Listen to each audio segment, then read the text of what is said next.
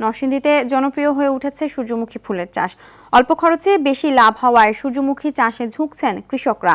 ফুলের সৌন্দর্য উপভোগ করতে দূর দূরান্ত থেকে আসা দর্শনার্থীরা ভিড় করছেন সূর্যমুখী বাগানে। সরিষার পাশাপাশি সূর্যমুখী চাষের পরামর্শ দিচ্ছেন কৃষি কর্মকর্তারা।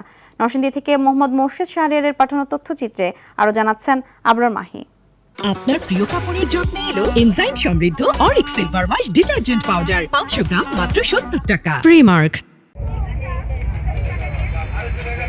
নরসিংদী সদর উপজেলার নাগরিয়াকান্দা এলাকার প্রায় 20 বিঘা জমিতে গড়ে উঠেছে সূর্যমুখী ফুলের বিশাল এই বাগান। সয়াবিনের বিকল্প হিসেবে সূর্যমুখী তেলের ব্যবহার বাড়ছে, ফলে সরিষা ও অন্যান্য তেলবীজ ফসলের পাশাপাশি সূর্যমুখী একটি সম্ভাবনাময় তেলবীজ ফসল হিসেবে পরিচিতি পাচ্ছে।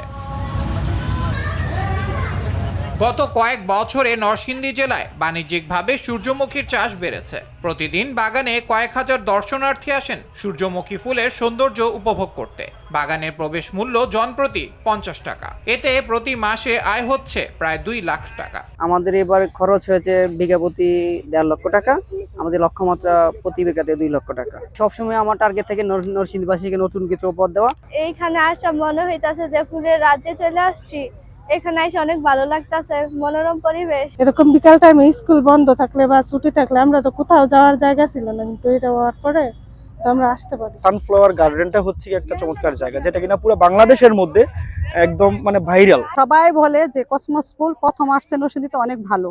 আমরা কখনো ভাবছি না যে বিদেশি ফুল নরসিংদীতে বা বাংলাদেশে আসবে। কৃষি সম্প্রসারণ অধিদপ্তর জানিয়েছে, অল্প সময়ে সূর্যমুখী চাষে ভালো ফলন পাওয়ায় কৃষকেরা উৎসাহিত হচ্ছেন। চাষিদের কৃষি সম্প্রসারণ অধিদপ্তরের পক্ষ থেকে বীজ, সার এবং কীটনাশক প্রদান করা হয়েছে, যার ফলে এখানে বেশ কিছু উদ্যোক্তা তৈরি হয়েছে, যারা সূর্যমুখী ফুলের আবাদের পাশাপাশি তারা এখানে বিনোদন কেন্দ্র স্থাপন করেছে। নরসিংদীতে এবছর 18 হেক্টর জমিতে সূর্যমুখী চাষের লক্ষ্যমাত্রা নির্ধারণ করা হলেও বর্তমানে 12 হেক্টরে ফুলের চাষ করা হচ্ছে।